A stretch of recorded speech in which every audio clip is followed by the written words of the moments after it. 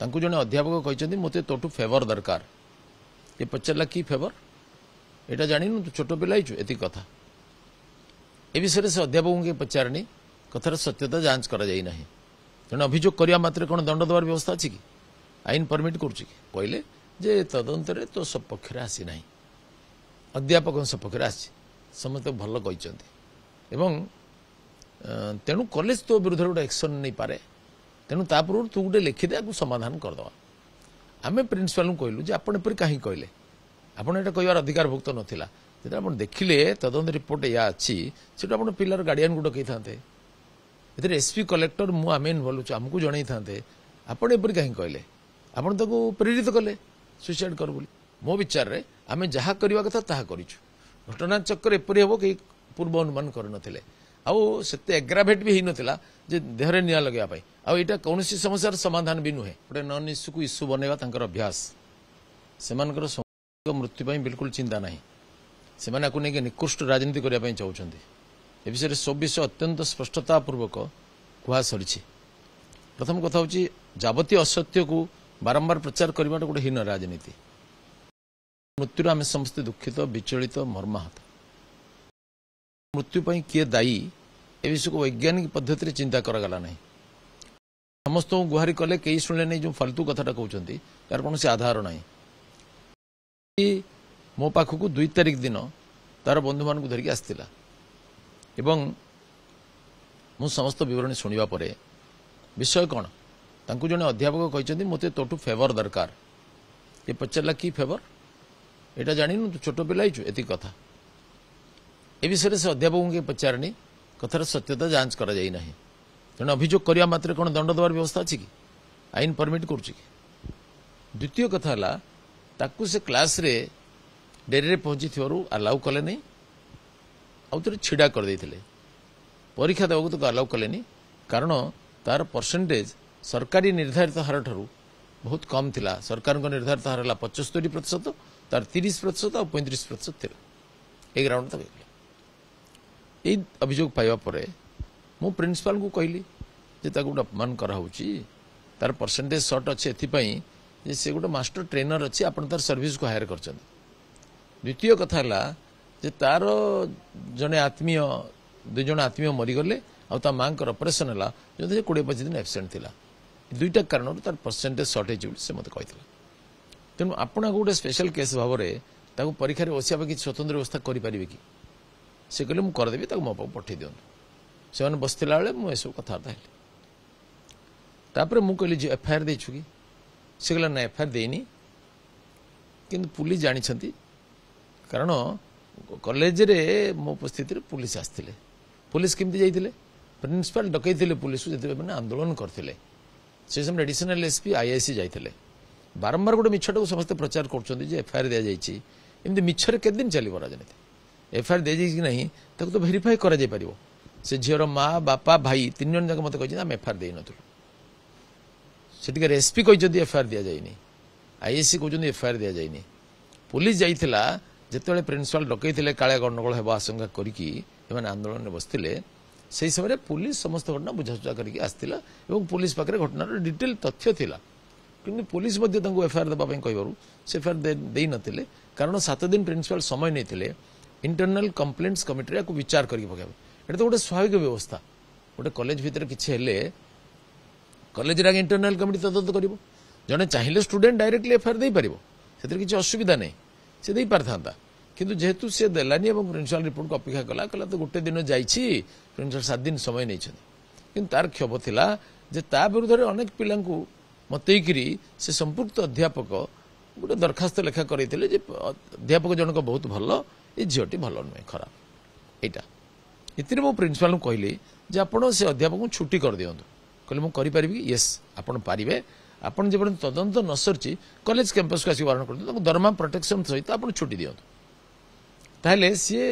तदंत को प्रभावित करिवार टिके समर्थ हेबेनी एति कथा एवं या परे मु एसपी सहित थोर दुथर कथा हिचे विषय एसपी कहले आमे तांग तदंत कपिया करछु एवं से झियो जदि एफआईआर दिए भी आमे कार्यानुष्ठान करिवु एतिरे कोन कार्यानुष्ठान हे परथांता तो इनक्वारी हेनी पुलिस आगु खूब बेसिले 41 नोटिस देकी छाड़ी था किंतु से अध्यापक जनक अन्य कॉलेज रे मध्य तांकर किछि किछि एपरि अछि बोली आमे पर सुनिया को पाइलु सेही कॉलेज रे पिला माने ताको गोटे सर्टिफिकेट दैछन्ती क्लीन चिट दैछन्ती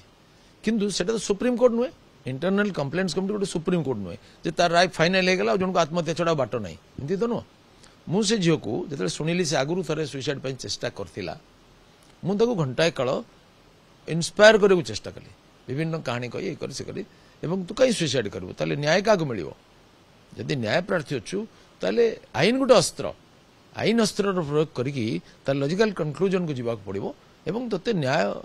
अधिकार हासिल करिया पड़ो से मो सामने आसिला बेलू कहला मु केबे कौन भूल चिंता करिबिनी मु आपन पूरा भरोसा दउची जे मु न्याय पई लड़ाई करी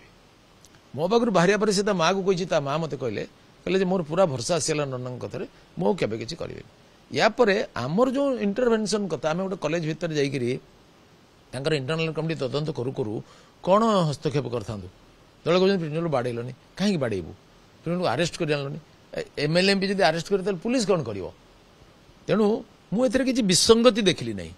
प्रिंसिपल तदंत रिपोर्ट बाहर करना से ये जाइला ये तदंत रिपोर्ट मागिला प्रिंसिपल से कहले जे तदंत तो सपक्ष आसी ना अध्यापक सपक्ष आसी समस्त भल कहते तेणु कॉलेज तो विरुद्ध गोटे एक्शन नहीं पारे तेणु तापूर्व तू गोटे लिखिदे आपको समाधान करदे आम प्रिंसिपाल कहलु जे आपड़ एपरी कहीं कहले आपड़ ये कहबार अधिकार भुक्त नाला जो आप देखिले तदंत रिपोर्ट या अच्छी से आप पिलार गार्डियन को डकई था एसपी कलेक्टर मु आम इनवल्व आमको जन था आपड़ एपरी कहीं कहले आपड़ प्रेरित कले सुइसाइड कर बोली किंतु एति कारण यथेष्ट नाला सुइसाइड करने कारण या लीगल रेमेडी कर पारथा सब प्रकार विकल्प खोला थिला ये तदंत कमिटी गोटे सुप्रीम कोर्ट नुहे आम से झील को बहुत भरोसा देते किंतु मत लगुच आउरी कौन रहस्यमय कारण थाईपे जब से आत्महत्या करछि बा आत्महत्या करने बाध्य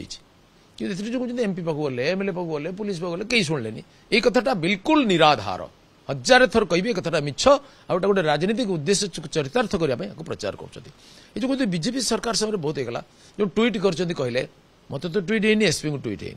जो मान को ट्वीट होती से ट्वीट भी देखी पारि नथिबे जने ए विषय जे